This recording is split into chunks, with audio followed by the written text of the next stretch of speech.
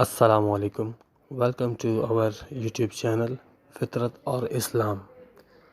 صبر ایک عبادت۔ دوستو، قرآن میں اللہ تعالیٰ ارشاد فرماتے ہیں، البقرہ آیت نمبر 153، اے ایمان والو، صبر اور نماز سے مدد لو، اللہ صبر کرنے والوں کے ساتھ ہے۔ صبر کو بہت اہمیت ہے قرآن میں۔ صبر کوئی غیر فعال رویے کا نام نہیں، نہ بزدلی کا، بلکہ صبر تو مثبت رویے اور نظر انداز کر کے اپنے راستے پہ چلتے رہنے کا نام ہے۔ سچائی تو یہ ہے دوستوں کہ ہم اس دنیا میں اپنی مرضی کے مطابق نہیں رہ سکتے، کیونکہ یہ ہمارے اکیلے کی دنیا نہیں جہاں ہمیں اکیلے رہنا ہو۔ جب ہم کسی سماج میں رہیں گے یا گھر میں، تو ہم منفی سوچ کے ساتھ نہیں بلکہ مثبت سوچ کے ساتھ زندگی گزارنی پڑے گی۔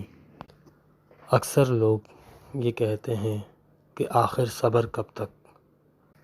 آپ نے کبھی کسی سے سنا کہ کوئی کہے کہ نماز کب تک، روزے کب تک، زکوٰۃ کب تک؟ کیونکہ ہم اس کو دین کا حصہ سمجھتے ہیں۔ اسی طرح صبر بھی دین کا حصہ ہے، جیسے نماز، روزہ، زکوٰۃ، یہ ہر مسلمان کو اس کی آخری سانس تک کرنا ہے۔ اسی طرح صبر بھی انسان کو اپنی آخری سانس تک کرنا ہے۔ اکثر لوگ برائی کو ختم کرنے کے چکر میں اپنی زندگی کو ہی ختم کر لیتے ہیں، یعنی خودکشی ہی کر لیتے ہیں۔ برائی کو برداشت کر کے جینا ہی زندگی ہے۔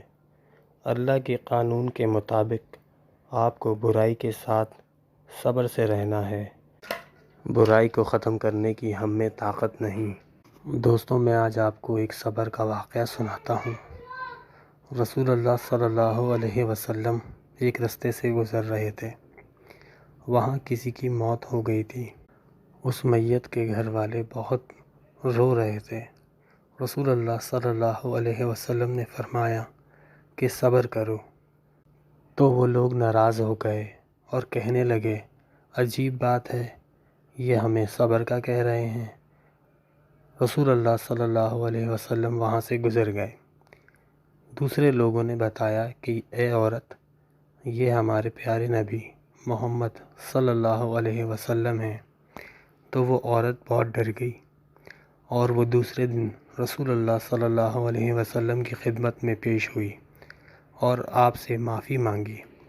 رسول اللہ صلی اللہ علیہ وسلم نے فرمایا، صبر تو اس وقت شروع ہوتا ہے جب مصیبت شروع ہوتی ہے۔ یہ تھی دوستوں آج کی ویڈیو۔ امید ہے آپ کو ویڈیو اچھی لگی ہوگی۔ اللہ تبارک و تعالیٰ سے دعا ہے کہ اللہ ہمیں صبر کے ساتھ رہنے والا بنا دے، آمین۔ تو دوستوں، یہ تھی آج کی ویڈیو۔ ویڈیو کو لائک اور چینل کو سبسکرائب کرنا نہ بھولیں۔ السلام علیکم۔